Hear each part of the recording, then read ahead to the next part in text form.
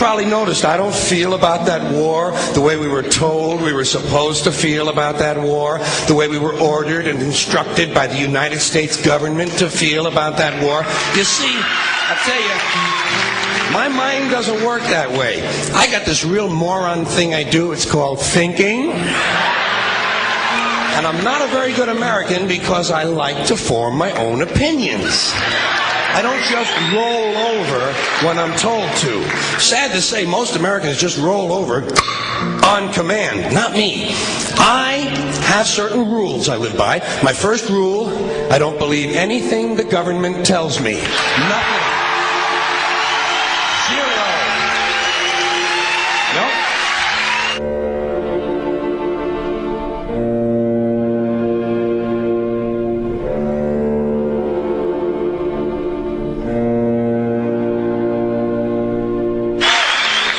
I don't take very seriously the media or the press in this country, who in the case of the Persian Gulf War were nothing more than unpaid employees of the Department of Defense, and who most of the time function as kind of an unofficial public relations agency for the United States government.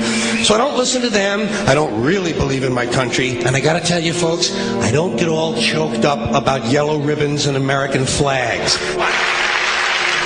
Now, to balance the scale, I'd like to talk about some things that bring us together. Things that point out our similarities instead of our differences. Because that's all you ever hear about in this country is our differences. That's all the media and the politicians are ever talking about, the things that separate us, things that make us different from one another. That's the way the ruling class operates in any society. They try to divide the rest of the people. They keep the lower and the middle classes fighting with each other so that they, the rich, can run off with all the fucking money. Fairly simple thing happens to work.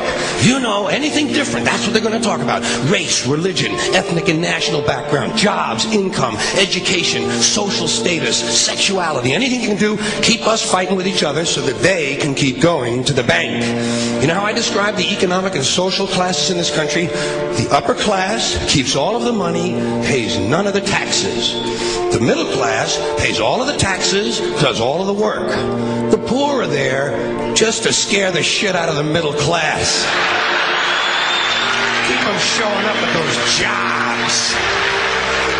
Politicians know that word. They use it on you. Politicians have traditionally hidden behind three things: the flag, the Bible, and children. No child left behind. No child left behind. Oh, really? Well, it wasn't long ago you were talking about giving kids a head start. Head start, left behind? Someone's losing fucking ground here. But there's a reason. There's a reason. There's a reason for this. There's a reason education sucks, and it's the same reason that it will never, ever, ever be fixed. It's never going to get any better. Don't look for it. Be happy with what you got. Because the owners of this country don't want that. I'm talking about the real owners now.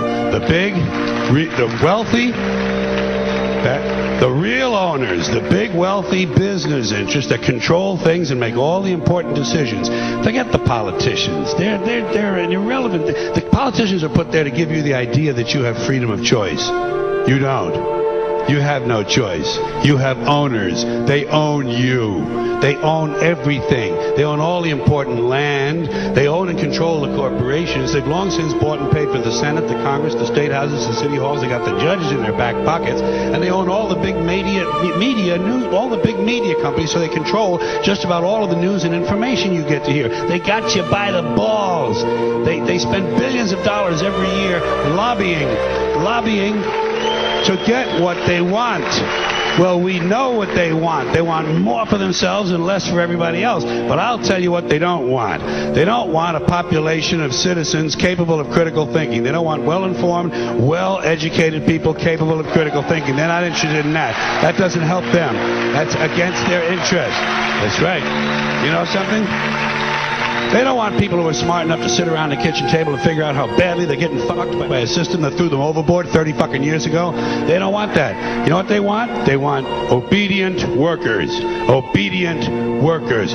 People who are just smart enough to run the machines and do the paperwork, and just dumb enough to passively accept all these increasingly shittier jobs with the lower pay, the longer hours, the reduced benefits, the end of overtime, and the vanishing pension that disappears the minute you go to collect it. And now they're coming for your Social Security money. They want your fucking retirement money. They want it back.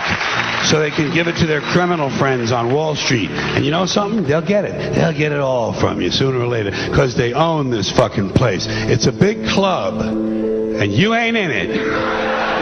You and I are not in the big club.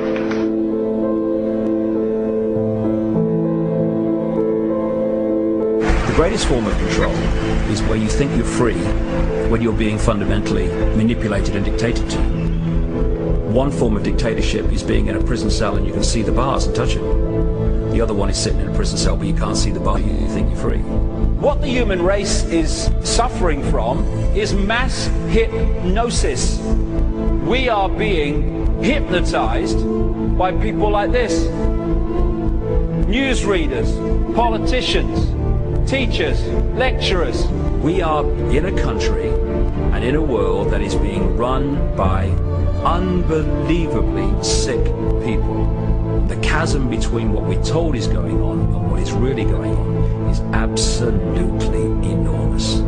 The greatest hypnotist on planet Earth is a oblong box in the corner of the room. It is constantly telling us what to believe is real.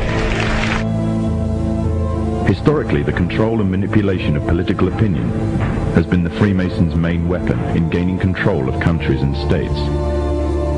Once in control of the rulers and politicians of a country, laws and political structures could be changed in accordance with their agenda. However, since restricting the body does not necessarily mean restricting the mind, the Freemason recognizes that their plan for a global government hinges completely on subduing the masses to their agenda, and thus eliminating opposition to their cause. And the greatest threat to their plan, posing more danger than any army or law, is the threat of a free-thinking mind. In order to eliminate this threat and to achieve their objective, the Masons have set about the boldest plan ever devised: the complete control of every aspect of human life, your life. And the weapons they are using against you are in your very homes, entertaining you and your children, and gradually indoctrinating you without you even realizing.